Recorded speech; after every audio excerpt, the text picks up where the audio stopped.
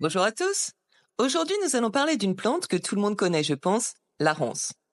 On la connaît pour ses fruits délicieux, les mûres, mais ce n'est vraiment qu'une partie de sa richesse. Toutes les parties de la plante sont utiles.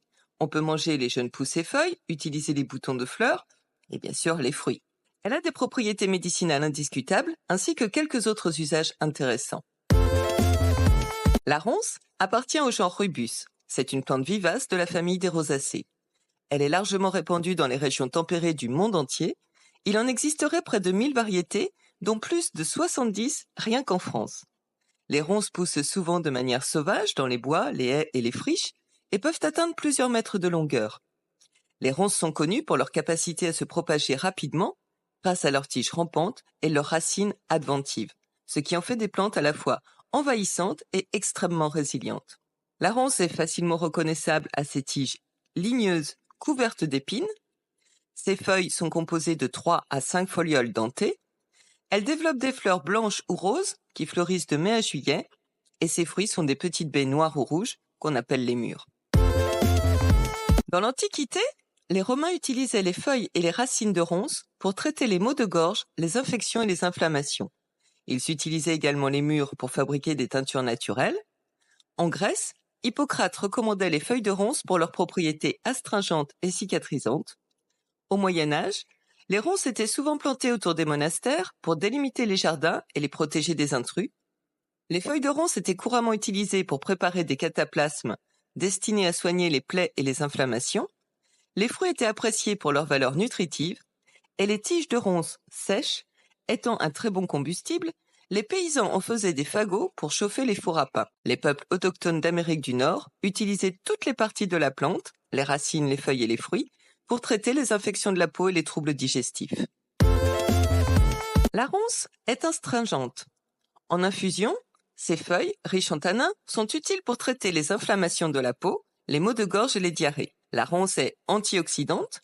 Les mûres sont particulièrement riches en antioxydants puissants qui aident à protéger les cellules contre les dommages oxydatifs. La ronce est anti-inflammatoire. Ses feuilles et ses fruits sont bénéfiques pour réduire les inflammations aussi bien internes qu'externes. La ronce est antibactérienne et cicatrisante. Les extraits de feuilles peuvent agir contre divers agents pathogènes, ce qui les rend utiles pour traiter les infections. En usage externe, les feuilles de ronce peuvent être utilisées en cataplasme pour accélérer la cicatrisation des plaies, des ulcères et des brûlures. La ronce est hypoglycémiante. D'après certaines études, les extraits de feuilles de ronce pourraient aider à abaisser la glycémie, ce qui est intéressant pour les personnes atteintes de diabète. Les mûres, elles, sont riches en vitamines C et K, en fibres et en antioxydants, ce qui les rend bénéfiques pour le système immunitaire et la santé cardiovasculaire. Les racines de ronce sont moins utilisées. Cependant, on peut profiter en décoction de leurs effets diurétiques, par exemple, pour traiter les infections urinaires. Les mûres sont très polyvalentes en cuisine. On les apprécie pour leur saveur sucrée et acidulée, qu'on les utilise fraîches ou cuites. On peut les utiliser en confiture, en gelée, en pâte de fruits. Pour préparer une confiture de mûre, il suffit de faire cuire les fruits avec du sucre et du jus de citron jusqu'à obtenir une consistance épaisse et sirupeuse. Les mûres peuvent être utilisées dans de nombreux desserts comme les tartes, les crumbles, les muffins, les gâteaux. Les mûres fraîches peuvent aussi être ajoutées aux salades pour donner une petite touche sucrée, ou bien dans les sauces, les vinaigres, les chutneys, pour accompagner des plats de viande, des gibiers, etc. On peut confectionner de nombreuses boissons à base de mûres, des jus, des sirops évidemment, mais aussi des crèmes et des liqueurs, ou même des vins. Elles sont très faciles à confectionner soi-même. Les bourgeons de ronce peuvent servir à confectionner des câpres, qu'on pourra mettre dans des salades par exemple.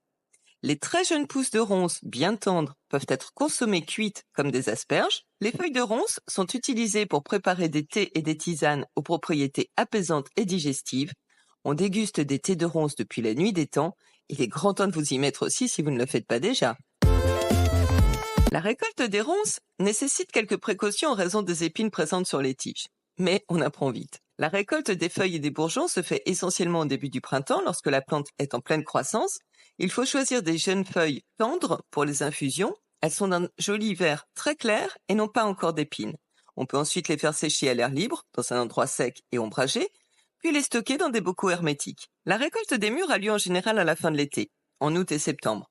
Ceci dit, depuis quelques années, je constate que la récolte se fait souvent plus tôt, donc il faut juste surveiller. Les mûres doivent être récoltées lorsqu'elles sont complètement noires et facilement détachables de la plante.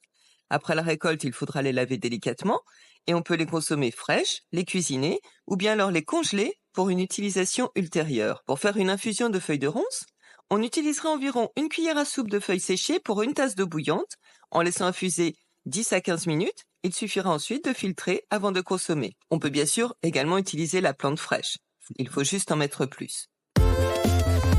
La ronce a d'autres applications intéressantes. On l'utilise en cosmétique pour ses propriétés antioxydantes, astringentes et apaisantes. Les extraits de ronce aident à tonifier la peau et à réduire les inflammations et les signes de vieillissement. Les baies de ronce peuvent aussi être utilisées pour fabriquer des masques faciaux hydratants et des lotions tonifiantes. Les mûres et les racines de ronce peuvent être utilisées pour produire des teintures naturelles. Les mûres donnent une couleur pourpre, tandis que les racines peuvent produire des teintes jaunes ou brunes. En jardinage, la ronce est souvent plantée pour créer des haies défensives grâce à ses épines. Elle sert de refuge et d'habitat pour les oiseaux, les insectes et les petits mammifères. Il y a tout un écosystème qui gravite autour de la ronce. Elle peut également être utilisée pour stabiliser les sols et prévenir l'érosion grâce à son système racinaire dense. Enfin, les racines des jeunes rejets permettent de produire des hormones de bouture d'excellente qualité. La ronce sert également en vannerie et pour confectionner des liens végétaux de toutes sortes.